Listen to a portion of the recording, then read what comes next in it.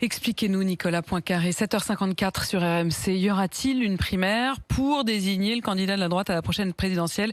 Eh bien, les Républicains ont lancé hier un processus très compliqué pour le décider. Expliquez-nous ce qui va se passer et puis les avantages et les inconvénients de ce système. Alors, le principal avantage des primaires, c'est que c'est le moyen sur le papier le plus démocratique pour choisir le candidat d'un parti ou d'un camp. Le principal inconvénient, c'est que ce n'est pas une tradition française et que pour l'instant, aucun candidat ne veut de primaire. Emmanuel Macron, naturellement, ne participera pas à une primaire. Marine Le Pen non plus. Jean-Luc Mélenchon non plus.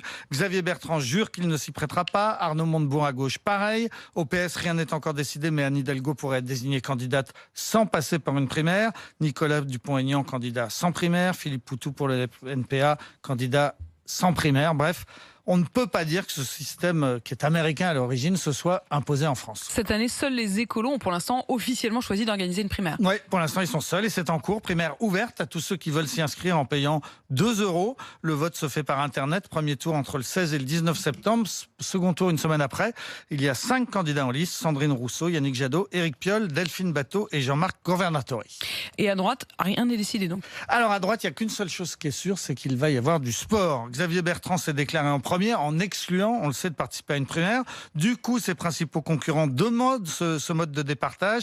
Valérie Pécresse, Michel Barnier, Éric Piolle, entre autres, défendent la primaire. Ils la défendent et surtout, ils se sont déclarés candidats. Alors, Éric Ciotti, je pense que vous vouliez dire. Parce qu'Éric Piolle, il est déjà dans la primaire, mais du côté des écolos. On participe qu'à une primaire à la fois quand on est candidat. Question, et je suis pas sûr qu'Éric Piolle serait très content d'être bien candidat sûr à la primaire des Républicains. Éric Ciotti que je parlais. Alors, face à cette impasse, le parti a inventé une machine à gaz, un processus qui vient de commencer.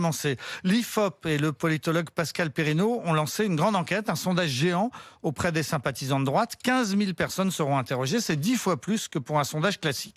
On va leur demander quelles sont les valeurs qu'ils veulent défendre, mais surtout ce qu'ils pensent des principaux candidats en lice, y compris Xavier Bertrand, mais pas Éric Zemmour. Les résultats seront rendus publics le 20 septembre. Si cette enquête devait montrer qu'un des candidats s'impose largement dans le sondage, qu'il tue le match, eh bien, alors un congrès du parti pourrait décider dès le 25 septembre de choisir ce champion-là et de ne pas faire de primaire. Mais si au contraire aucun candidat ne s'impose? Alors c'est le cas le plus vraisemblable et dans ce cas-là, ça va se compliquer.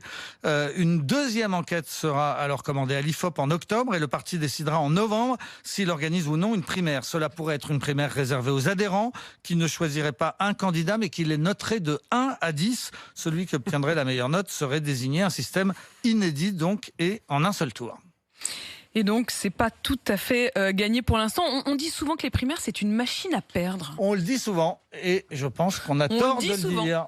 Et qu'on a tort de le dire. Je ne suis pas sûr que ce soit une machine à perdre. Si François Fillon a perdu la dernière présidentielle, on sait, c'est à cause de ses costumes et des emplois fictifs de Pénélope, pas à cause de la primaire. Sa victoire face à Nicolas Sarkozy et Alain Juppé l'avait au contraire crédibilisé avant que patatras, tout s'effondre par la suite. En 2012, François Hollande est élu après avoir gagné une primaire face à Martine Aubry et Arnaud Montebourg. Et cette primaire l'a bien aidé à gagner la présidentielle. En 2007, Ségolène Royal avait écrasé dès le premier tour Dominique Strauss-Kahn et Laurent Fabius lors de ce qui était la première grande primaire réalisée en France. Sa victoire avait fait d'elle la candidate légitime de la gauche. Et si elle a ensuite perdu, c'est parce que Nicolas Sarkozy était sans doute imbattable cette année-là. Ce n'est pas à cause de la primaire. Donc dans ces 3 grands cas des primaires qu'on vient de citer, ça n'a pas été une machine à perdre. 2 petits contre-exemples. Benoît Hamon, il garde peut-être pas un très bon souvenir de la primaire, et puis surtout Nicolas Hulot et Eva Joly. Souvenez-vous que les écolos avaient choisi Eva Joly face à Nicolas Hulot. Ça, c'est le contre-exemple, effectivement, où les militants ont choisi la candidate la mieux placée pour perdre. C'est le contre-exemple. Mais ça, c'est la spécificité d'Europe Écologie Les Verts plus que de la primaire. C'est les militants écolos. Mais dans les 3 grandes primaires que je viens de vous citer, qui étaient les 3 premières, les 2 à gauche et une à droite, ce n'est pas le système qui les a fait perdre. Le problème des primaires, c'est que cette année, personne n'en veut. On le voit, c'est quand même pas tout à fait tranché. Nicolas Poincaré, mesdames, messieurs.